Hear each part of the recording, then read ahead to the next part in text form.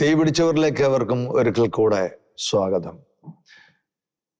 കോട്ടയത്തെ തെരുവുകളിൽ, റെയിൽവേ സ്റ്റേഷനുകളിൽ, ജയിലുകളിൽ സാധാരണ മനുഷ്യർ കടന്നു ചെല്ലാത്ത, താല്പര്യപ്പെടാത്ത ചില ഏരിയകളിൽ, സമൂഹം വെറുത്ത് പുറന്തള്ളി കളഞ്ഞിരിക്കുന്ന ആൾക്കാർ കൂടി താമസിക്കുന്ന ഇടങ്ങളിൽ അവിടെയൊക്കെ കടന്നു ചെന്ന് സുവിശേഷം പ്രസംഗിക്കുക, അവരെ സാധാരണ ജീവിതത്തിലേക്ക് മടക്കിക്കൊണ്ടുവന്ന് കുടുംബത്തിനും സമൂഹത്തിനും ഒക്കെ കൊള്ളാവുന്ന മനുഷ്യരാക്കി മാറ്റുക. അത്ര എളുപ്പമുള്ള കാര്യമൊന്നുമല്ല അത്. എന്നാൽ അങ്ങനെയുള്ള ഒരു വലിയ അതിമഹത്തായ ശുശ്രൂഷ ചെയ്യുന്ന ഒരു കുടുംബം, അവരുടെ ജീവിതാനുഭവങ്ങളുടെ 2 എപ്പിസോഡുകൾ നമ്മൾ കഴിഞ്ഞ 2 ആഴ്ചകളിലായിട്ട് നമ്മൾ കേട്ടിട്ടുണ്ട്. അതിൻ്റെ തുടർമാനമായ ഒരു എപ്പിസോഡ് ഈ ആഴ്ചയിൽ നമ്മൾ കേൾക്കുകയാണ്. ഒരിക്കൽ കൂടെ സ്വാഗതം. ഇങ്ങനെയുള്ള ശുശ്രൂഷകളൊക്കെ ചെയ്യുമ്പോൾ നിങ്ങളുടെ സമയം മുഴുവൻ അതിനു വേണ്ടി അങ്ങ് സ്പെൻഡ് ചെയ്യുകയാണല്ലോ. അപ്പൊ കാര്യങ്ങളൊക്കെ എങ്ങനെ പോകും? എന്തെങ്കിലും മറ്റ് വരുമാന മാർഗമോ എന്തെങ്കിലും ഉണ്ടോ? ഈ ചുമട്ടു തൊഴിലാളിയാന്ന് പറഞ്ഞാലും ഇതിനിടയ്ക്ക് 1-2 മാത്രമാണ് ആ ജോലിക്ക് പോകുന്നത്. ഇടയ്ക്ക് ഡ്രൈവിംഗ് ജോലിക്ക് പോകും, പെയിന്റിങ് പണിക്ക് പോകും, എല്ലാ പരിപാടിക്കും പോകും. അങ്ങനെ ഇരിക്കുമ്പോൾ ഇന്റീരിയർ ഡിസൈനിങ് പഠിക്കാനായിട്ട് പോയി പഠിച്ചിട്ടാണ് ഇപ്പൊ ഞങ്ങളുടെ ഈ ബിസിനസ് ചെയ്യുന്നത്. പിന്നെ ഇതിനിടയ്ക്ക് സമയം എന്ന് പറഞ്ഞു കഴിഞ്ഞാൽ ഇന്റീരിയർ ഡിസൈനിങ്ങിന്റെ ബിസിനസ്സും കൂടെ കൂടുതലുണ്ട്. ഞാൻ ജോബ് എടുക്കുന്ന കാലത്ത് ഇനി പോയി അതുപോലെ ഈ ഡ്രൈവിംഗ് എന്റെ ലക്ഷ്യം ഇപ്പൊ പോയല്ലോ ഞാൻ ഇതിലേക്ക് വന്നപ്പോ. അപ്പൊ പിന്നീട് ഈ ചുമട്ടുകാരെന്ന് പറഞ്ഞാൽ ഇവരെ പുനരുദ്ധി ഇവരെല്ലാം ധ്യാനം കൂടാൻ വിടും, ഇവർക്ക് ഈശോയെ കൊടുക്കും. അപ്പൊ അങ്ങനെ നിന്ന് കഴിഞ്ഞപ്പോ നമ്മൾ ഇന്റീരിയർ ഡിസൈനിങ് പഠിക്കണം എന്ന് ആഗ്രഹിച്ചു. അങ്ങനെ ഇനി ചിറ്റി കൂടും കിട്ടുന്ന നമ്മൾ എന്റെ ഈ ശുശ്രൂഷയുടെ എല്ലാം പിന്നില് ഈശോ എനിക്ക് നൽകിയ ഈ ജീവിത പങ്കാളി തന്ന സപ്പോർട്ടും കരുത്തും സ്നേഹവും കരുതലാണ് ഒരു ഭർത്താവ് എന്ന നിലയ്ക്ക് എനിക്ക് ഇത്രയും ചെയ്യാൻ സാധിക്കുന്നത്. അപ്പൊ നിമി ചിട്ടി പിടിച്ചിട്ട് ഞാൻ പോയി ഈ ചുമടെടുക്കുന്ന സമയത്ത് തന്നെ ഓട്ടോറിക്ഷ ഓടിക്കാൻ പോകും. അങ്ങനെ കിട്ടുന്ന പൈസക്ക് ആ ചിട്ടി അടച്ച് ഞാൻ ഇന്റീരിയർ ഡിസൈനിങ് 10th ക്ലാസ്സിൽ പാസ്സായി. പിന്നീട് ഞങ്ങൾ ചെറുതായിട്ട് ലോണൊക്കെ എടുത്ത് ഇന്റീരിയർ ബിസിനസ് ചെയ്യും. പക്ഷെ നമ്മൾ സമയം കണ്ടെത്തുന്നത് എപ്പോഴെന്ന് പറഞ്ഞു കഴിഞ്ഞാൽ ബിസിനസ് ചെയ്യും. ഞങ്ങൾ സെന്റ് മേരീസ് ഇന്ത്യ എന്ന് അറിയപ്പെടുന്ന ഒരു കമ്പനിയാണ്. നമുക്ക് സ്വന്തമായിട്ട് ഫാക്ടറി ഉണ്ട്, 2 ഫാക്ടറി. നിമ്മിയുടെ പേരിലും ഒരു ഫാക്ടറി ഉണ്ട്, എന്റെ പേരിൽ ഫാക്ടറി ഉണ്ട്. ഞങ്ങൾക്ക് 2 പേർക്കും 2 ഐഡന്റിറ്റി, 2 ബിസിനസ് ഉണ്ട്. ഇത് തന്നെ ഇന്ത്യയുടെ മോനാണ് ഇത് മാനേജ് ചെയ്യുന്നത്. ഞങ്ങൾ ലീഡിങ് പ്രൊഫഷണലൊക്കെ വർക്കുകളാണ്. നമ്മളിപ്പം വലിയ വീട് ഫർണിഷ് ചെയ്യുക, ഫ്ലാറ്റ് ഫർണിഷ് ചെയ്യുക, ദേവർവേല അതൊരു വലിയൊരു കാര്യം. വടവാവ് സെമിനാരിയിലെ ലൈബ്രറി ഞങ്ങളാണ് 10-15 വർഷം മുമ്പ് അതിന്റെ കസേര നിശ്ചയം കൊടുത്തത്. അപ്പൊ ഈ വർക്കിനിടയ്ക്കാണ് ഞങ്ങൾ ഈ സുവിശേഷ വേല ചെയ്യുന്നത്. അതായത് സുവിശേഷ വേല വർക്ക് ഇത് രണ്ടാക്കിയിട്ടില്ല. നമ്മൾ ഈ ജോലി ചെയ്യുന്ന തിരക്ക് പിടിച്ച് നല്ല സമറായൻ എന്താണ് ചെയ്തിരുന്നത് അതായിരുന്നു ഏറ്റവും കൂടുതൽ ഞങ്ങളെ സ്പർശിച്ചത്. നല്ല സമാധാനം നമ്മളെ കമ്പനിയിൽ കൊണ്ടുവന്ന് താമസിപ്പിക്കുകയൊക്കെ ചെയ്തിട്ടുണ്ട്. ഇങ്ങനെയുള്ള ആൾക്കാരെ മാസങ്ങളോളം വർഷങ്ങളോളം ഒക്കെ നമ്മുടെ കൂടെ താമസിപ്പിച്ചിട്ടുണ്ട്. ഇപ്പൊ വഴിയിൽ നിന്ന് ഒരാളെ കണ്ടു കഴിഞ്ഞാൽ ഞങ്ങൾക്ക് കടയൊക്കെ ഇടയില്ലെന്ന് കണ്ടു കഴിഞ്ഞാൽ നമ്മുടെ ഫാക്ടറി കൊണ്ട് കടത്തി അവിടെ നോക്കുകയും അവരെ സഹായിക്കുകയും ഒക്കെ ചെയ്യും. അപ്പം 6 മാസം ഡെയിലി ഒരു കുറ്റവാളി പറയണേ നിർത്തി മടുത്തു എന്നൊക്കെ പറഞ്ഞ് വന്ന നമ്മൾ അവരെ സ്വീകരിച്ച് നമ്മുടെ ഫാക്ടറിയുടെ അവിടെ തന്നെ കിടക്കും. ആർക്കും അറിയത്തില്ല ജയിലിൽ നിന്ന് വന്നാന്ന് ഇപ്പം ഗുണ്ടയാന്ന് വന്നു. ഈ അടുത്ത കാലത്ത് ഞങ്ങളോടൊപ്പം 6 മാസം ഒരാളുണ്ടായിരുന്നു. 250 സ്റ്റിച്ച് ഇട്ടത് അവന്റെ ബോഡിയിൽ. 150 വെട്ടും കുത്തും ഉണ്ടായിരുന്നു ഈ വ്യക്തിയുടെ. അപ്പൊ ആ 6 മാസം ഞങ്ങളോടൊപ്പം ഉണ്ടായിരുന്നു. ആ ജീവിതം അയാളുടെ ജീവിതത്തിൽ ഒത്തിരി അയാൾക്ക് മാറ്റം പിടിക്കും. ഇതിനെല്ലാം പിന്നിൽ ഈ പറയുന്ന പോലെ ഈ 3W എന്ന് പറയും, വെൽത്ത്, വൈൻ, വുമൺ. ഈ 3 കാരണമാണ് മനുഷ്യന് അടിസ്ഥാനമായിട്ട് അവനെ കുറ്റകൃത്യങ്ങളോ അവനല്ലാതാക്കി മാറ്റുന്നത്. ഈ 3 W'കളാണ്. ഈ അതിനകത്ത് ഒരു W ഉണ്ടല്ലോ, ഈ വുമൺ. നിങ്ങൾ അങ്ങനെയുള്ളവരുടെ ഇടയിലും, അതായത് ഒരുപക്ഷെ അവർക്ക് പലരും ജീവിക്കാൻ വേണ്ടിയിട്ടൊക്കെ ആയിരിക്കും അവരുടെ ശരീരം വെക്കുന്ന, അങ്ങനെയുള്ളവരുടെ ഇടയിലും പോയി സുവിശേഷം ഇതൊക്കെ പുസ്തകത്തിൽ പരാമർശിച്ചിട്ടുണ്ടെങ്കിൽ ചുരുക്കി പറയാം, ഞങ്ങൾ ഇന്ന ആളെന്നില്ല, ഈശോ എന്ത് കാണിച്ചു തരും. ഈശോ അവരുടെ അടുത്ത് പോയി അവരെ വീട്ടിൽ പോയി അവരെ ധ്യാനത്തിന് വിട്ട് അങ്ങനെ നന്നായിട്ട് ജീവിക്കുന്ന ആളുണ്ട്. ആ പുസ്തകത്തിലെല്ലാം കഥയുണ്ട്. അതിനകത്ത് ഒരു സഹോദരി 37 വർഷത്തോളം ശരീരം വിൽക്കായിരുന്നു തെരുവില്. അപ്പൊ ഞങ്ങൾ ചെയ്ത് ഞാനും നിമ്മിയും കൂട്ടിക്കൊണ്ട് ഞാൻ പോകും. ആദ്യം ഈ ഒഴിഞ്ഞു കിടക്കുന്ന ബോഗികളുണ്ട്, ഷണ്ടിങ് ബോഗികൾ. അതിലാണ് ഇവര് രാത്രി കാലങ്ങളിൽ ശരീരം അവര് കച്ചവടം ചെയ്യുന്നത്, അവരുടെ ശരീരത്തെ കൊടുക്കുന്നത്. ആവശ്യക്കാർ ഈ ബസ് സ്റ്റാൻഡിന്റെ കൂടുതലും റെയിൽവേ സ്റ്റേഷന്റെ കൂടുതലും വരും. അപ്പൊ അവർ ചില മരങ്ങളുടെ ഇടയ്ക്കൊക്കെ നിൽക്കും. അപ്പൊ അവരെ നമുക്ക് രാത്രി പോയി ചിലപ്പോ കാണും. ചിലപ്പോ ഞാൻ നിമ്മിയും കൂട്ടിക്കൊണ്ട് വെളുപ്പിനെ പോയി ആദ്യം കാണും. പിന്നെ ഇവര് കുളിക്കാൻ പോകുന്ന സ്ഥലമുണ്ട്. അതൊരു ഉച്ചയ്ക്ക് ഒരു 11 മണി 12 മണിയാകുമ്പോൾ ഈ മീനച്ചിലാറിന്റെ പല കോടിമത, നാഗമ്പട, ഇതൊക്കെ ഞങ്ങൾക്കറിയാം. ഞങ്ങൾ അവിടെയും പോകും. അവിടെ പോയി ഇവരെ പോയി സ്നേഹിക്കും. വേറെ ഒന്നും ചിരിച്ചു കാണിക്കും, വർത്താനം പറയും. ജിമ്മി ഉള്ളതുകൊണ്ട് എല്ലാം എളുപ്പം. ജിമ്മി നയപരമായിട്ട് അവരുടെ ഇടപെടും. അങ്ങനെ അവർക്ക് കാപ്പി വാങ്ങിച്ചു കൊടുക്കും. വേണ്ടെന്ന് പറഞ്ഞാൽ 10, 50, 100 ഒക്കെ കൊടുക്കും. അങ്ങനെ നമ്മൾ പല വിധത്തിൽ അവരെ സ്നേഹിക്കും. അപ്പൊ അവരോട് പറയും നമുക്ക് ഒരു ധ്യാനം കൂടാൻ പോകണം. കാരണം ധ്യാനം നമുക്കറിയാം, കർത്താവിന്റെ വചനത്തിന്റെ വിരുന്നാണ് ധ്യാനം. കർത്താവിന്റെ സ്നേഹത്തിന്റെ ഒരു വലിയ ആഘോഷമാണല്ലോ ധ്യാനം. കുർബാനയും ആരാധനയും കുമ്പസാരവും. അവരുമായിട്ട് നമ്മൾ സഹകരിച്ച് മിണ്ടിയും പറഞ്ഞു സ്നേഹിച്ചെല്ലാം കഴിയുമ്പോഴത്തേക്ക് ഇവരെ കഥകള് കുഞ്ഞുനാളും ചെറുപ്പം മുതലുള്ള എല്ലാ കഥകളും അവരിങ്ങനെ ആയി തീർന്നതിന്റെ പശ്ചാത്തലം നമ്മളോട് പറയും. ഒരു ചേച്ചി പറഞ്ഞെന്ന് പറഞ്ഞാൽ 14-ാമത്തെ വയസ്സിൽ വീട്ടിലെ പട്ടിണി കാരണം ഞാൻ എന്നോട് പറയും അങ്ങനെ ഇങ്ങനെ തിരിഞ്ഞിറങ്ങിയതാ. അത് കഴിഞ്ഞിട്ട് എപ്പോഴെങ്കിലും ഇങ്ങനെ ഒരു ബോധമൊക്കെ വന്നിട്ടില്ല ഇതൊക്കെ കാണിക്കുന്നത് തെറ്റാന്നും. അല്ല അപ്പം പറയും ഞങ്ങളെ ജീവിത സാഹചര്യം അത് ആന്റി എനിക്കറിയാൻ മേലാഞ്ഞിട്ടാ, പട്ടിണിയാ പലപ്പോഴും. പിന്നെ ഞങ്ങൾക്കൊരു വലിയ അന്തസ്സൊന്നുമില്ല ഇങ്ങനെയൊക്കെ പോയത് കാരണം. പിന്നെ അങ്ങനെ അങ്ങ് പോയി. പിന്നെ അവരിനി മുന്നും പിന്നും നോക്കിയിട്ട് കാര്യമില്ല. പിന്നെ ഇപ്പോഴ് നമ്മളെ അവരെ വീട്ടിലോടൊക്കെ വിളിക്കുമ്പോഴത്തേക്ക് എന്തോ അവരുടെ സാഹചര്യം എന്നിട്ട് പറഞ്ഞു ഞാൻ ഈ തൊഴിൽ നിർത്താം, നിങ്ങളെനിക്ക് 2-3 സെന്റ് സ്ഥലം മേടിച്ചു തരാമെങ്കിൽ നിർത്താന്ന് പറയും. അങ്ങനെ അപ്പം ശരിക്കും പറയാൻ നമുക്ക് അതിനുള്ള സാഹചര്യം ഒന്നുമില്ല. അപ്പോൾ ഞാനൊരു വിശ്വാസമുണ്ട്. ഞാൻ പറഞ്ഞു വിഷമിക്കണ്ട ചേച്ചി, അത് നമുക്ക് വാങ്ങിക്കാം എന്ന് പറഞ്ഞ് പ്രാർത്ഥിച്ചിട്ട് ഇവരെ വീട്ടിൽ ചെല്ലുമ്പോൾ നമ്മൾ ശരിക്കും പറയാൻ കരഞ്ഞു പോകുന്നൊരു അനുഭവം. അവര് എന്ന് പറഞ്ഞ ഒരു പടുത വലിച്ചു കെട്ടി ഇങ്ങനെ വെള്ളം ഒഴുകുന്ന സ്ഥലത്ത് നമ്മൾ വല്ലാതെ കഷ്ടപ്പെട്ടായിരിക്കുന്നത്. അവര് നമ്മളങ്ങ് ചെല്ലുമ്പോഴത്തേക്കും കാപ്പി ഇടാൻ പോകുന്നു മേഖളം. പിന്നെ അങ്ങനെ അവരുമായിട്ട് ഇങ്ങനെ സംസാരിച്ചും പറഞ്ഞും തിരിച്ചവരെ ധ്യാനത്തിന് വിട്ട് പിന്നെ അവർ ആ ജീവിതത്തിൽ നിന്ന് രക്ഷപ്പെട്ടു. സ്ഥലവും വാങ്ങിച്ചു കൊടുത്തു നല്ലതായിട്ട് ജീവിക്കുന്നു. അവർ വ്യക്തിയുടെ കഥ ഈ പുസ്തകത്തിലുണ്ട്. അപ്പൊ അങ്ങനെ ഇത് പറയാനാണെങ്കിൽ ഇതുപോലെ ഒരു 50 പേരുടെ കഥ പറയാനുണ്ട്. കഥയല്ല സംഭവങ്ങൾ. പക്ഷെ അപ്പൊ ഇങ്ങനെ ഒരു മേഖല അതിൽപ്പെട്ട ഒരാൾ മരിച്ചുപോയി. വേറൊരു ചേച്ചി അവർ ഈ കച്ചവടം കഴിഞ്ഞ് ഞങ്ങളുടെ വീട്ടിൽ ഒരു ഓട്ടോ വിളിച്ചു. ശരീരം വിറ്റിട്ട് അവർ കുളിക്കാണ്ട് പോലും വന്നിട്ടുണ്ട്. അപ്പൊ നിമ്മി ചായയൊക്കെ ഇട്ട് കയറ്റി ഇരിക്കാൻ പറ്റി ഇരുത്തി ഞങ്ങൾ വർത്താനൊക്കെ പറയും. അവരുടെ പ്രശ്നങ്ങളെ നമ്മൾ കേൾക്കും. അവർക്കൊരു ചെവി കൊടുക്കും. നമ്മൾ ശ്രദ്ധയോടെ കേൾക്കും. ഭാവിക്കുകയല്ലേ കേൾക്കും. കേട്ടിട്ട് നമ്മൾ ബൈബിളിലെ വചനം പറഞ്ഞു കൊടുക്കും, സ്നേഹം പറഞ്ഞു കൊടുക്കും. എങ്ങനെയെങ്കിലും അവർ ഒരു ധ്യാനത്തിലെത്തി, ഒരു ധ്യാന കേന്ദ്രത്തിൽ, പ്രത്യേകിച്ച് ദിവ്യൻ ധ്യാന കേന്ദ്രമൊക്കെ ഫ്രീ ആയിട്ട് ധ്യാനിപ്പിക്കുന്നു. ആ ഒരു വചനം കേട്ട് കഴിയുമ്പോൾ മനുഷ്യനുണ്ടാകുന്ന മാറ്റം നമുക്ക് ഇതുലവാളിനേക്കാൾ മൂർച്ചയുള്ള സന്ധിബന്ധങ്ങളും മജ്ജയിലും മാംസത്തിലും തുളച്ചു കയറി ഹൃദയത്തിന്റെ വിചാരങ്ങളെയും വിജയങ്ങളെയും നിയോഗങ്ങളെയും വിവേചിക്കുന്ന ദൈവത്തിന്റെ വചനമാണ് ഇവരെ കേൾപ്പിക്കാൻ ഒരുക്കുന്ന പ്രാരംഭ പരിപാടിയാണ് നമ്മൾ ചെയ്യുന്ന കൗൺസിലിങ്ങും നമ്മുടെ സ്നേഹപരമായ ഇടപെടലും. അങ്ങനെ ഈ പറഞ്ഞ വാടക ഗുണ്ടകളെ പോക്കറ്റ് അടിക്കാർ 36 പേരുണ്ടായിരുന്നു, പ്രൊഫഷണൽ പോക്കറ്റ് അടിക്കാർ. ഒരാളൊന്ന് ചെയിൻ ഒരിക്കൽ ഞങ്ങൾക്ക് എന്നെ പോലീസുകാർ 2 തവണ പിടിപ്പിച്ചിട്ടുണ്ട്. ഒരിക്കൽ പറഞ്ഞു CA കാണാൻ വരാൻ പറഞ്ഞു. നമ്മുടെ പേര് അവര് പറയും.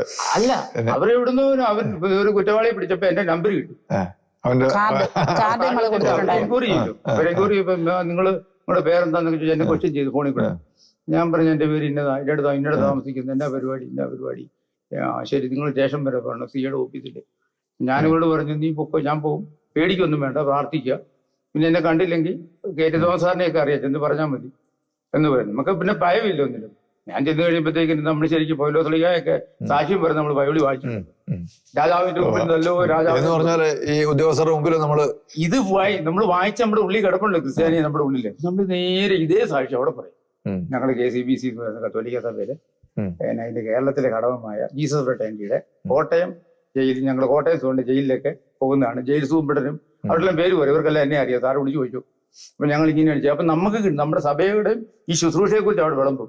അവിടെ വിലം കിട്ട് നിൽക്കാൻ പറയും. എന്റെ വനതാറായി പറയും, ഇവിടെ ഇവരെയൊന്നും ഉപദ്രവിക്കരുത്, ഞങ്ങൾക്ക് നല്ലത് പറഞ്ഞു കയറി ജയിലിലും വന്ന് ഞങ്ങളെ സഹായിക്കുന്നവരാണ് ജീവിക്കുന്ന കുറ്റവാളി പറഞ്ഞു കൊടുക്കും. അങ്ങനെ 1-2 അനുഭവം ഉണ്ടായിട്ടുണ്ട്. അപ്പൊ പിന്നെ പോലീസുകാരോ പോലീസുകാരോട് ഞങ്ങൾ പറയും, സാർ ഞങ്ങളെപ്പോഴും ഉപദ്രവിക്കരുത്. അല്ലടോ, ഞങ്ങളുടെ അന്വേഷണത്തിന്റെ ഭാഗമല്ല. ശരി സാറെ, മനസ്സിലാക്കുക. അവർക്കും നമ്മളോടൊരു താല്പര്യം വരും പിന്നീട്. അപ്പൊ ഈ ജീസസ് ഫ്രണ്ട്സ് എന്ന് പറയുന്ന ഒരു കൂട്ടായ്മ കോട്ടയം കേന്ദ്രീകരിച്ചാണല്ലോ. അങ്ങനെ ഒരു കൂട്ടായ്മ രൂപീകരിച്ചത് എങ്ങനെയാ? അതായത് ഞാൻ ആദ്യം ജീസസ് യൂത്തിലായിരുന്നു ആദ്യം തുടങ്ങുന്നത്. കോട്ടയത്തിൽ പിന്നെ വികാസ് ഗ്രൂപ്പ്, ജീസസ് യൂത്ത്, പിന്നെ കരിസ്മാറ്റിക് സോണ്, അങ്ങനെയാണല്ലോ എല്ലാവരും തുടക്കം വരുന്നത്. പിന്നീട് ഞങ്ങൾ ഈ സഭയുടെ ഓരോരോ ഇടവക തലത്തിലുള്ള രൂപതാ തലത്തിലുള്ളത് എല്ലാം കൂടി കരിസ്മാറ്റിക് പ്രവർത്തിക്കും.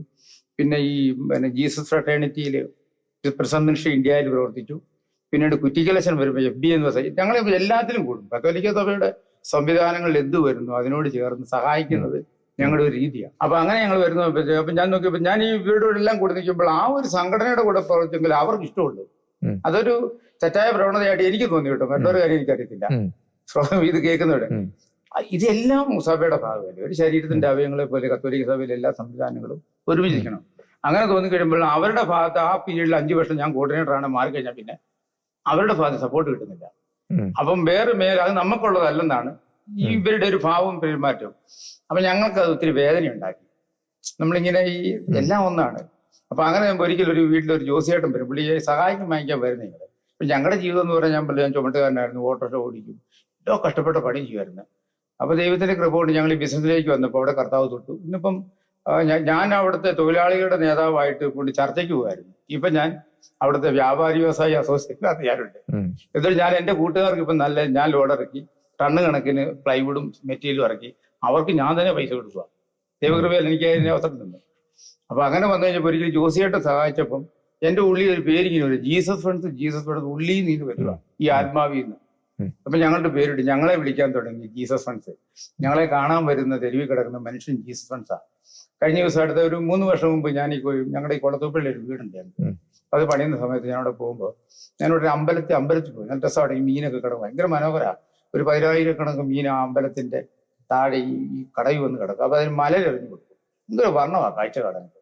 അപ്പൊ അവിടെ ഞാൻ പോകും. പിന്നെ ഈ അമ്പലത്തിൽ പോയി അപ്പൊ അവിടെയുള്ള ഈ പിച്ചക്കാരെ, മലരെറിയുന്ന ഒരു പാവത്തുങ്ങളാണ്, കൈനോട്ടക്കാരെ, തത്തയായിട്ട് നടക്കുന്നവരെ, ഇവരെല്ലാം ഞങ്ങളുടെ കൂട്ടുകാരാ, യേശുവിന്റെ കൂട്ടുകാരാ. ഞാൻ മനസ്സിലാക്കിയ സുവിശേഷം എന്ന വാക്കിന്റെ അർത്ഥം ലൂക്ക 2:10-11 ഇതാ സകല ജനത്തിനും വേണ്ടിയുള്ള സന്തോഷത്തിന്റെ വലിയ സദ്വാർത്ത ഞാൻ നിങ്ങളെ അറിയിക്കുന്നു. നിങ്ങൾക്കായി രക്ഷകൻ കർത്താവായ യേശുക്രിസ്തു ഇന്ന് ജനിച്ചിരിക്കുന്നു. യേശുക്രിസ്തു രക്ഷകനാണ് എന്ന് പറയുന്ന ആ യേശുക്രിസ്തു ഏകരക്ഷകനാണെന്ന് അറിയിക്കുന്ന വാർത്തയാണ് സുവിശേഷം എന്നത്, സുന്ദരമായ വിശേഷം. അപ്പൊ ഈ വാർത്ത എന്റെ സഭയിൽ, ഞാൻ ഉൾപ്പെട്ട സഭയിൽ ക്രൈസ്തവരുടെ മാത്രം പറയാനുള്ളതല്ലെന്നൊരു തോന്നലുണ്ടായി. അങ്ങനെയാണ് ഞങ്ങൾ ഈ ഗ്രാസ് റൂട്ടിലേക്ക് പോയി ഈ കൈതോട്ടക്കാരെയും ഈ മലരെറിയുന്നവരെല്ലാം കാണും. അങ്ങനെ യാചകൻ ഇങ്ങനെ അവിടെ നിന്ന് ഈ പാത്രത്തിൽ അവരിങ്ങനെ കൈ വിളിക്കും. ഒരു യാചകൻ നിൽക്കുമായിരുന്നു ഈ കുളത്തൂപ്പുഴ അമ്പലത്തിന്റെ വാതിൽ. ഞാൻ ആ ചെറുപ്പക്കാരനെ പരിചയപ്പെട്ടു, ബാബു എന്ന് പറഞ്ഞ പേര്. അപ്പൊ ബാബുവിനെ സ്നേഹിച്ചു, സുവിശേഷം ഒന്നും പറയത്തില്ല, സ്നേഹിച്ചു. ഊണ് വാങ്ങിച്ചു കൊടുക്കും, 10-15 പേർക്ക് ചോറ് വാങ്ങിച്ചു കൊടുക്കും. ഞാൻ ചെല്ലുന്നത് വലിയ ലക്ഷങ്ങളുടെ വിലയുള്ള വണ്ടിയല്ല, ഞാൻ ആ വണ്ടി കൊണ്ട് മുറിക്കിടും. അവിടെ ചെല്ലുമ്പോൾ എന്തേലും ഒരു ലുങ്കി കൊടുക്കാറില്ല ഇങ്ങനെ പോകുമ്പോൾ, സാധാരണ വേഷം. അപ്പൊ ഞാൻ വന്ന കാറ് കണ്ടവർക്കേ അറിയത്തുള്ളൂ അത്യാവശ്യം നല്ല രീതിയിൽ ജീവിക്കുന്ന ഒരു വ്യക്തിയാണ് ഞാൻ. ഇവരോടെല്ലാം കൂട്ടുകൂടി ഒരു 60-70 വയസ്സിൽ പ്രായമുള്ളവർ ഈ അമ്പലത്തിന്റെ അവിടെ വന്നിരിക്കും. ആരോടെങ്കിലും എന്തെങ്കിലും ചായയൊക്കെ വാങ്ങിച്ചു കൊടുക്കാൻ, ഇവർക്കെല്ലാം ഭക്ഷണം വാങ്ങിച്ചു കൊടുക്കും. എന്നിട്ട് 100-50 അങ്ങനെ കൊടുക്കാവുന്ന പോലെ പൈസയും കൊടുക്കും. വിശക്കുന്നവർക്ക് അവരുടെ സങ്കടങ്ങൾ കേൾക്കും. അങ്ങനെ ഈ ബാബുമ്മന്റെ സങ്കടം കേട്ടപ്പോൾ ബാബുമ്മ എന്നോട് പറയാണ്, അങ്ങനെ ഒരു വർഷം കഴിഞ്ഞപ്പോൾ അവനൊരു കറുത്ത ബാഗും. ആ ബാബുമ്മ എന്നോട് പറഞ്ഞു, അണ്ണനെ അറിയാവോ, ഈ ബാഗിനകത്ത് 3 മീറ്റർ കയറിപ്പുണ്ട്. 1.5 വർഷമായിട്ട് ഞാൻ തിരക്കുന്നുണ്ട് എവിടെ ആത്മഹത്യ ചെയ്യണമെന്നാണ് പ്ലാൻ ചെയ്ത് നടക്കുന്നത്. അവൻ നിരാശയുടെ വടുവിൽ കിടക്കുന്നത്. അവൻ ധ്യാനമൊന്നും കൂടിയാണ്, അവൻ ഹൈന്ദവ സഹോദരനാണ്. അപ്പൊ ഞാൻ ഈ ബാബുമോനെ കെട്ടിപ്പിടിച്ച് അവൻ്റെ കൂടെ ഇരുന്ന് അവനോട് യേശുവിന്റെ സ്നേഹം പറയും. നീ അങ്ങനെ മരിക്കാനുള്ളതല്ല, നീ ആരാന്ന് നിനക്കറിയാവോ, നീ ദൈവത്തിന്റെ മകനാ.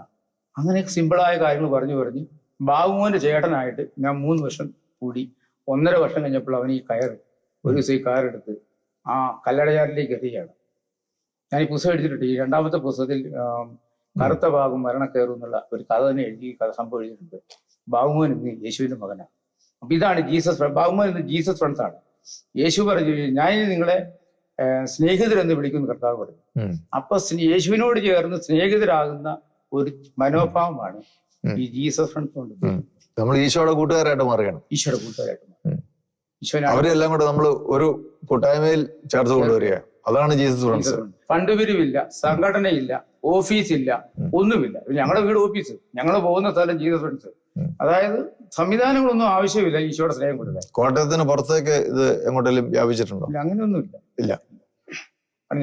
ഞങ്ങളെപ്പോഴും കോട്ടയത്തിന് നീട്ട് ഇങ്ങനെ കറങ്ങിക്കൊണ്ടിരിക്കുക.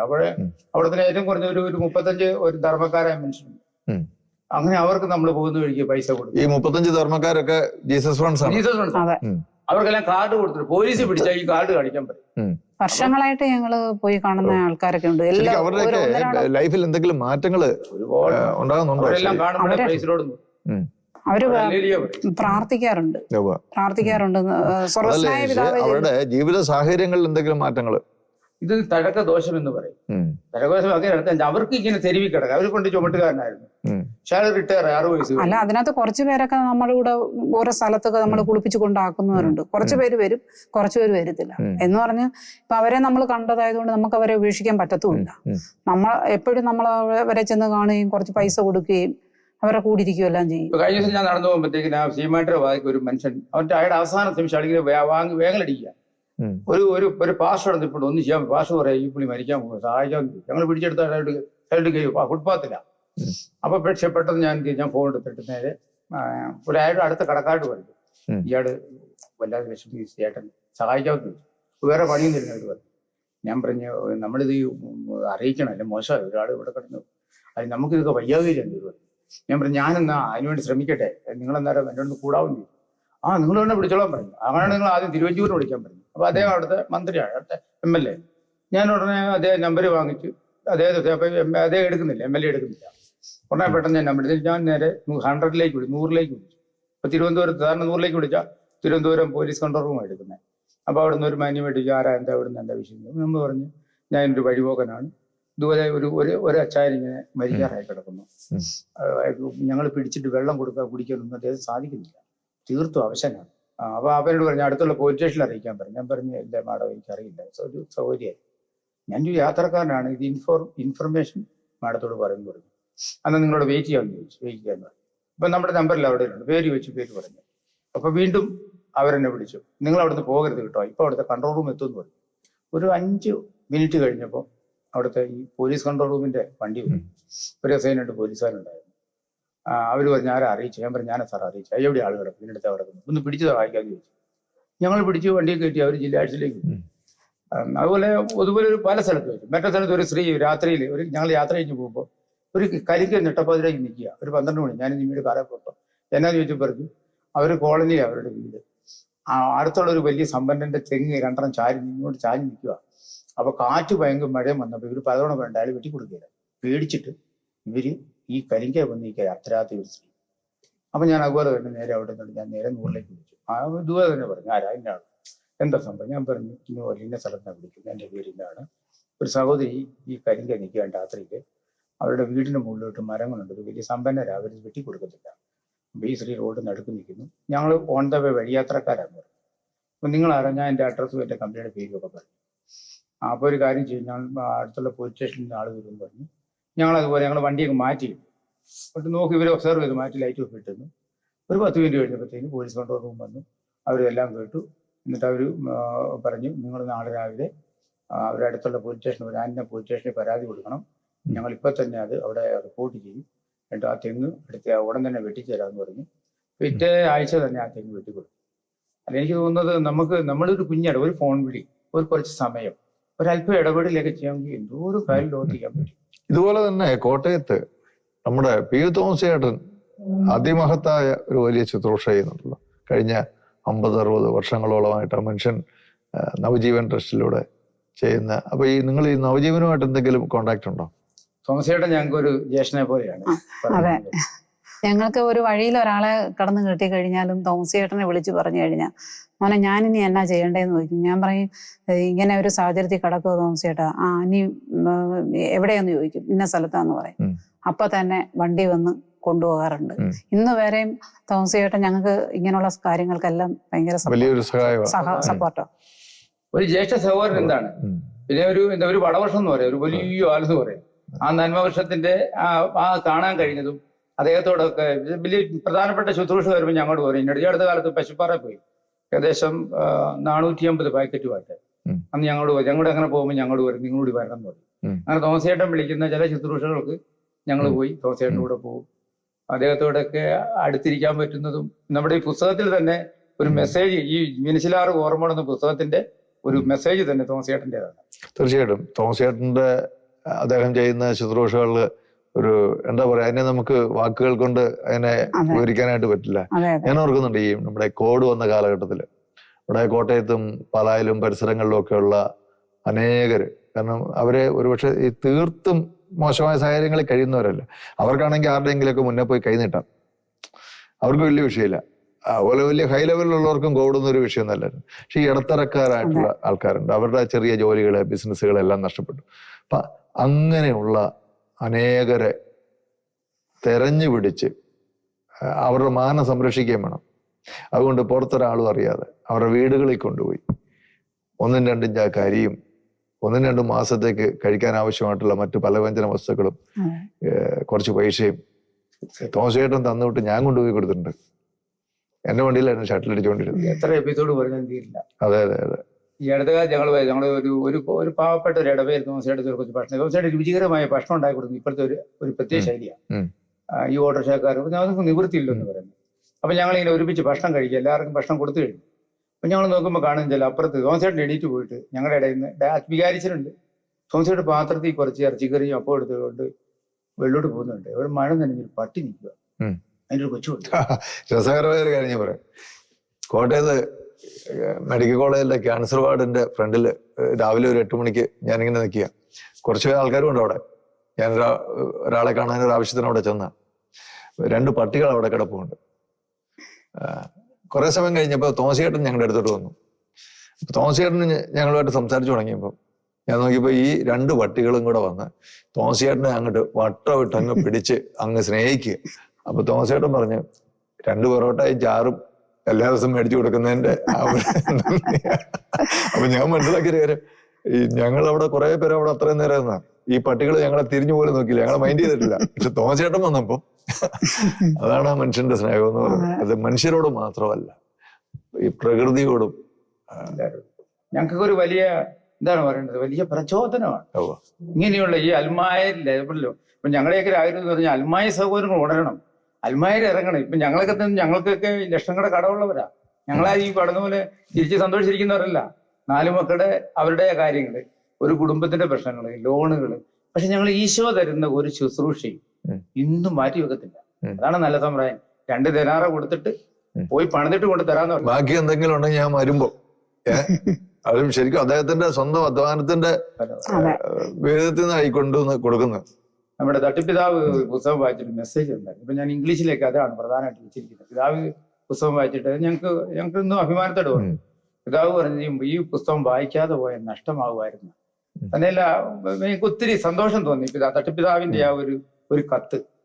അത് ശരിക്കും പിതാവ് പറഞ്ഞു, ഇനി ഇത്തിരി പുസ്തകം ഉണ്ടാകണമെന്ന്. അങ്ങനെയുള്ള പിതാക്കന്മാരുടെയൊക്കെ ആ ഒരു സപ്പോർട്ട് നമ്മൾ ശരിക്കും പറഞ്ഞാൽ അൽമായ ജനം ഉടങ്ങി ഇറങ്ങണം. കുടുംബജീവിതം അടക്കെ ശരിയാണ്.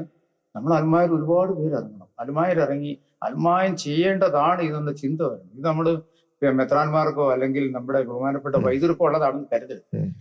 ഞങ്ങളൊക്കെ അവരിൽ നിന്ന് കൂദാശകൾക്കപ്പുറം ഒന്നും പ്രതീക്ഷിക്കാൻ പാടില്ല. കാരണം അത്രത്തോളം ദൗത്യങ്ങളും ഭാരമാണ് സഭാ ശ്രേഷ്ഠന്മാർക്കുള്ളത്. അപ്പൊ അൽമായ സഹോദരങ്ങൾ കുടുംബമായി തന്നെ എന്തെങ്കിലും സംഭാവന. തീർച്ചയായിട്ടും നിങ്ങളുടെ ഈ ജീവിതാനുഭവങ്ങളൊക്കെ കേൾക്കുമ്പോൾ ഒരുപാട് പേർക്ക് അതൊരു വലിയ പ്രചോദനമാകും എന്നെനിക്ക് മനസ്സിലാകുന്നുണ്ട്. തീർച്ചയായിട്ടും. കാരണം ഈ ജോലികളും ബിസിനസ്സുകളും ഒക്കെ ചെയ്യുന്നവർക്ക് അതിനോട് കൂടി തന്നെ ഇതുപോലെയുള്ള ശുശ്രൂഷകളിൽ അവർക്ക് ഒരു പങ്കെങ്കിലും വഹിക്കാൻ പറ്റും. തീർച്ചയായിട്ടും. പാവപ്പെട്ട മനുഷ്യരിങ്ങനെയുള്ള അവരെയൊക്കെ സഹായിക്കുന്ന ഒരു ശുശ്രൂഷയെങ്കിലും ചെയ്യാൻ പറ്റും, എന്തെങ്കിലുമൊക്കെ ഒന്ന് ചെയ്യാനായിട്ട് തീർച്ചയായിട്ടും അതിനുള്ള ഒരു പ്രചോദനം അവർക്ക് ലഭിക്കുക തന്നെ ചെയ്യും. ഇനി ജയിലിലൊക്കെ പോകുന്ന ആൾക്കാരുടെ കുട്ടികളെ കൊണ്ട് ചില ജയിൽ മിലിറ്ററിക്കാർ നിർത്താറുണ്ട്. ഞങ്ങൾക്കൊരു മരപ്പണിശാല ഉണ്ടെന്ന് പറഞ്ഞു, മീനച്ചെല്ലാണ് തീരത്ത. അവിടെ 10-15 പേർക്ക് ഉറങ്ങാൻ മുറിയുണ്ട്. അപ്പൊ അങ്ങനെ ചില സിസ്റ്റേഴ്സ്, ഒരു പാസിയമ്മയൊക്കെ ഉണ്ട്. പാസിയമ്മ തൃശ്ശൂർ രൂപത്തിലുള്ളതാണ്. പിന്നെ ഒരു അക്കരേച്ചൻ ഉണ്ടായിരുന്നു. അക്കരേച്ചന്റെ ഒക്കെ ജീവിതം എന്നൊക്കെ പറഞ്ഞാൽ നമുക്ക് ശരിക്കും വിശുദ്ധ ജീവിതമായിരുന്നു. ഒരുപാട് വൈദികർ നമ്മളെ സ്വാധീനിച്ചിട്ടുണ്ട്. വേറെ തന്നെ ഒരു കാര്യം ഓർമ്മ വരും. എൻ്റെ 3ാമത്തെ മോനിപ്പം 20 വയസ്സ് കഴിഞ്ഞു. അവനെ പ്രസവിച്ച് 14ാമത്തെ ദിവസമാണ് ഒരു മീനയുടെ പഞ്ചായത്തിൽ നിന്നൊരു മെമ്പർ കത്ത് തന്നിട്ട് ഒരമ്മയും കുഞ്ഞിനെയും കൊണ്ട് ഒരാശ്രമത്തിൽ ഉണ്ടാക്കി. ശരിക്കും പറയാം, മോന് 14 ദിവസം പ്രസവിച്ചിട്ട് 14 ദിവസം ആവുന്നതേ ഉള്ളൂ. ഈ അമ്മയും കുഞ്ഞിനെയും കൊണ്ടുപോകണമെന്നുണ്ടെങ്കിൽ എൻ്റെ സപ്പോർട്ടില്ലാതെ പറ്റത്തുമില്ല. ജോലിച്ചാൻ ഒറ്റയ്ക്കിട്ട് പോകാനും പറ്റത്തില്ല. ഇപ്പം ജയിലിൽ നിന്നൊക്കെ ഇങ്ങനെയുള്ള പിള്ളേരെ കൊണ്ട് നിർത്തുന്നു എന്ന് പറഞ്ഞപ്പോഴാണ് ആ കൊച്ചിനും പോകാനിടയില്ല. അത് അവധിക്കാലങ്ങളിൽ എൻ്റെ ദിക്കിൽ ഞാനായിരുന്നു കൊണ്ട് നോക്കുന്നത്. എൻ്റെ മോടെ അതേ പ്രായമാണ്. എൻ്റെ മോടെ ഡ്രസ്സ് തന്നെയാണ് ഈ കൊച്ചിനും കൊടുക്കുന്നത്. അങ്ങനെയൊക്കെ ഞാൻ കൊണ്ട് വീട്ടില് നോക്കുകയെല്ലാം ചെയ്തിട്ടുണ്ട്. ഒരുപാട് പേര് ഞങ്ങളുടെ വീട്ടിൽ നിർത്തും, ഞങ്ങളുടെ കമ്പനി നിർത്തും. പ്രതി കുറ്റവാളികളാണ് കമ്പനിയിൽ നിർത്തുന്നുണ്ട്. അവർക്ക് ട്രെയിനിങ് ആണ്. ഞാൻ ഈ പ്രസംഗിക്കാൻ പോകും. ഹൈറേഞ്ചുകളെ കൂടുതലും പ്രസംഗിച്ചേക്കുന്നത്. അപ്പൊ പോകുമ്പോ എന്നോടൊപ്പം ഒരു കുറ്റവാളി കൂടെ കാണും. അവിടെ ചേട്ടൻ വികാരിച്ചോണ്ട് പറയും ഇങ്ങനെ ജയിലിൽ നിന്ന് വന്ന അച്ഛ. അപ്പൊ ഒരു ചെറിയ 5 മിനിറ്റ് സാക്ഷ്യം പറയിച്ചോട്ടെ. അപ്പൊ അവിടുത്തെ അച്ഛന്മാരെല്ലാം പറയിച്ചോളാൻ പറയും. അപ്പൊ അവനിങ്ങനെ പറച്ചുണ്ടാവും ഈ മൈക്ക് പിടിച്ച് ഹല്ലേലൂയ എന്നൊക്കെ പറഞ്ഞ് ഞാനിങ്ങനെ ജയിലിലേക്ക് നടന്ന് ഞങ്ങൾ പ്രാർത്ഥിക്കണം. അപ്പൊ ഞാൻ ഈ പറഞ്ഞ ഈ അമ്മ വീട്ടിലെ അച്ഛൻ ശരിക്കും ഞങ്ങൾ കണ്ട ഒരു വിശുദ്ധമായ ജീവിതമാണ് ഈ വൈദികന്റെ. ഈ കാലഘട്ടത്തിലൊക്കെ 18 വർഷം അച്ഛനെ അറിയാം. തലശ്ശേരി രൂപത്തിൽ നിന്ന് ഒത്തിരി സ്വപ്നമായിട്ട് ഈ കോട്ടയത്ത് വന്ന് ഇന്നിപ്പം 780 കുഞ്ഞുങ്ങൾക്ക് ജീവിതം കൊടുക്കും. പക്ഷെ ഞങ്ങളുടെ ഒരു വലിയ ഇൻസ്പിറേഷനാണ്. അധികം ഒരു കാര്യം വളരെ എളിമയുള്ള ഒരു അച്ഛൻ, ഒന്നും പറയത്തില്ല, ആര് വന്നാലും ഭക്ഷണം കൊടുക്കും. അങ്ങനെ അങ്ങനെയുള്ള വൈദികര് ഞങ്ങൾക്ക് ഒരു വലിയ പ്രകാശമാണ് ഇന്നും നമ്മുടെ ഈ വൈദിക ശ്രേഷ്ഠന്മാരുടെ ജീവിതങ്ങളൊക്കെ. സഭ വളരാൻ അന്മാരുടെ പങ്കാളിത്തം വളരെ വലുതാണ്. അപ്പം ഞങ്ങളെന്ന് പറഞ്ഞാൽ പലപ്പോഴും ഞാൻ പറഞ്ഞില്ല ഈ അണ്ടർവേഡ് പിടിച്ചു വരിക അതൊരു അധോലോകമാണ്. അപ്പൊ ഈ ശുശ്രൂഷ എന്ന് പറഞ്ഞാൽ നമ്മൾ ഈ ഈശോയ്ക്ക് വേണ്ടി രക്ഷിച്ചതിന് തലവിടുന്ന വാഴമ്മയുടെ കഥയുണ്ട്. ഞാൻ കൂടി പഠിക്കുന്ന നേരത്ത് വാഴമ്മയുടെ കഥ ഉണ്ടായിരുന്നു. ശരിക്കും ഈശോയ്ക്ക് വേണ്ടി നമ്മൾ ജീവൻ കൊടുക്കാൻ വായിത്തരാം. ഞങ്ങൾക്ക് ഒന്നിനും ഭയമില്ല, എനിക്ക് ഒന്നിനും ഭയമില്ല. ഒരിക്കലും ഞങ്ങള് ഈ ഒരു കോളനിക്കകത്ത് പ്രാർത്ഥനാ കൂട്ടായ്മ ഉണ്ടായിരുന്നു. ഈ കൂട്ടായ്മ നടക്കുക വലിയ അലർച്ച കേട്ടപ്പോൾ ഞാൻ ഇറങ്ങി ചെല്ലുമ്പോൾ ഒരുത്തരെ വേർത്തും കുത്തിയിട്ട് കുടൽ വാരി കൊത്തിപ്പിടിച്ചിരിക്കുക. നിമ്മിയൊന്നും ഗർഭിണിയാണ്. ഞാൻ പറഞ്ഞു പേടിക്കണ്ടെന്ന് പറഞ്ഞു. ഈ കൂട്ടായ്മ നിർത്തിയിട്ട് എനിക്ക് ഓട്ടോറിക്ഷ ഉണ്ട്, ഓട്ടോറിക്ഷ കയറ്റി അയാളെ കൊണ്ട് ഞങ്ങൾ മെഡിക്കൽ കോളേജിൽ പോയി. ഞാൻ പറഞ്ഞ നമുക്ക് ഒന്നിനും ഭയമില്ല. ഈശോ അങ്ങനെ ആ ഭയം എടുത്തു മാറ്റി. ഒരു സുവിശേഷകൻ ഒന്നിനും ഭയപ്പെടാൻ പാടില്ല, ഒരിക്കലും ഭയം ഉണ്ടാകരുത്. എന്ത് ചെയ്യണം? നമുക്കറിയാം വൈദ്യ നമ്മുടെ ബഹുമാനപ്പെട്ട അച്ഛന്മാരൊക്കെ ഇന്ത്യയിൽ മുഴുവൻ ജയിലുകളിലും പോകുന്ന അച്ഛന്മാരാണ്. എന്തോരം കാര്യങ്ങളാണ് അവരൊക്കെ ചെയ്യുന്നത്. ഭയമില്ലാതെ ഇറങ്ങുക. പിന്നെ ഈശോ രക്ഷിക്കും സഹായിക്കും എന്ന് വിശ്വാസം ഉണ്ടായിരിക്കുക. വിശ്വാസം, അതാണ് പ്രധാനം വേണ്ടത്. അപ്പൊ ഞങ്ങൾക്ക് ഈ പറയാനുള്ള കാര്യങ്ങളുടെ 100 സംഭവങ്ങൾ എഴുതി നിർത്താൻ പുസ്തകം. രണ്ടാമത്തെ പുസ്തകം തീർന്ന് മൂന്നാമത്തെ എഴുതിക്കൊണ്ടിരിക്കുന്നു. തീർച്ചയായിട്ടും 2 പുസ്തകങ്ങളല്ല, കൂടുതൽ പുസ്തകങ്ങൾ ഇനിയും ഇങ്ങനെ എഴുതാനായിട്ട് നിങ്ങൾക്ക് സാധിക്കട്ടെ എന്ന് ആശംസിക്കുകയും പ്രാർത്ഥിക്കുകയും ചെയ്യുക. വാസ്തവത്തിൽ നിങ്ങളുടെ ജീവിതം ഒരു സാധാരണ ബാക്ക്ഗ്രൗണ്ടിൽ നിന്ന് വന്നിട്ട് ഓട്ടോറിക്ഷ തൊഴിലാളിയായിട്ട്, ചുമട്ട് തൊഴിലാളിയായിട്ട്, അങ്ങനെ പല അവസ്ഥകളിലൂടെയൊക്കെ കടന്നുപോയി ഇന്ന് വാസ്തവത്തിൽ ലോകമറിയുന്ന ഒരു നിലവാരത്തിലേക്ക് എത്തുവാൻ അത് കർത്താവിന്റെ കൃപയാണ്. തീർച്ചയായിട്ടും ജീവിതം കർത്താവിന്റെ കരങ്ങളിലേക്ക് കൊടുത്തു കഴിഞ്ഞപ്പോൾ ഈശോയുടെ സ്നേഹം അറിഞ്ഞ് ഈശോയുടെ കരങ്ങളിലേക്ക് ജീവിതം കൊടുക്കുമ്പോൾ ജീവിതത്തിന്റെ എല്ലാ മേഖലകളെയും ദൈവം ഉയർത്തുകയും മാനിക്കുകയും അനേകായിരങ്ങൾക്ക് അത് പ്രയോജനപ്രദമാവുകയും ചെയ്യുക. നിങ്ങളെപ്പോലെ നിങ്ങളുടെ ജീവിതം കണ്ട് അനേകം കുടുംബങ്ങൾക്ക് ഇതുപോലെയൊക്കെ ചെയ്യാൻ, എന്തെങ്കിലുമൊക്കെ ചെയ്യാനായിട്ട് ഒരു പ്രേരണകൾ ഉണ്ടാകും. നിങ്ങൾ ഒത്തിരി സന്തോഷം. ഞങ്ങൾക്ക് നിങ്ങൾ കോട്ടയത്ത് നിന്ന് ഇവിടം വരെ വന്ന്, പ്രത്യേകിച്ച് കാലാവസ്ഥയൊക്കെ വളരെ പ്രതികൂലമായിരിക്കുന്ന സമയത്തും ധാരാളമായിട്ട് കർത്താവ് അനുഗ്രഹിക്കട്ടെ. അങ്ങ് ഇനിയും കൂടുതൽ പുസ്തകങ്ങൾ നിങ്ങൾ രണ്ടുപേരും ചേർന്ന് പുസ്തകങ്ങളൊക്കെ എഴുതാനും അത് വരും തലമുറകൾക്ക് അതൊരു നിധിയായിട്ട് മാറാൻ, നിങ്ങളെക്കുറിച്ച് ബെഞ്ചമിൻ ഫ്രാങ്ക്ലിന്റെ വാക്കുകൾ പോലെ തന്നെ നിങ്ങളെക്കുറിച്ച് ആരെങ്കിലും ഒക്കെ 10 പേര് ഓർത്തിരിക്കാനും സംസാരിക്കാനും ഒക്കെ അത് കാരണമായി തീരട്ടെ. അപ്പോൾ പ്രത്യേകം നന്ദി. മറ്റൊരു തീ പിടിച്ച വ്യക്തിയുമായി അല്ലെങ്കിൽ ഒരു കുടുംബവുമായി നമുക്ക് അടുത്ത എപ്പിസോഡിൽ വീണ്ടും കണ്ടുമുട്ടാം.